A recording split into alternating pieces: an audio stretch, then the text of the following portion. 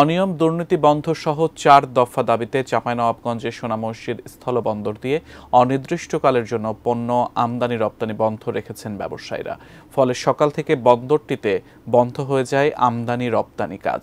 আমদানি রপ্তানিকারক গ্রুপের সভাপতি মোহাম্মদ শাহাবুদ্দিন জানান, বন্দর পরিচালনাকারী প্রতিষ্ঠান পানামা পোর্ট লিংক লিমিটেড বিভিন্ন ক্ষেত্রে অতিরিক্ত শুল্ক আদায় করছে।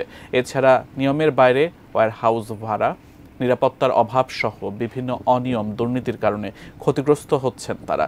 সমস্যা সমাধানে পানামা পোর্ট লিংক লিমিটেড কোনো ব্যবস্থা না নেওয়ায় সোনা মসজিদ স্থলবন্দর বাদ দিয়ে অন্য বন্দর দিয়ে পণ্য আমদানি রপ্তানি করা হচ্ছে। তবে পানামা পোর্ট লিংক কর্তৃপক্ষ অভিযোগ অস্বীকার করে বলেছে, আমদানি রপ্তানিকারকদের সঙ্গে যোগাযোগ করা হচ্ছে, দ্রুতই সমস্যার সমাধান হবে।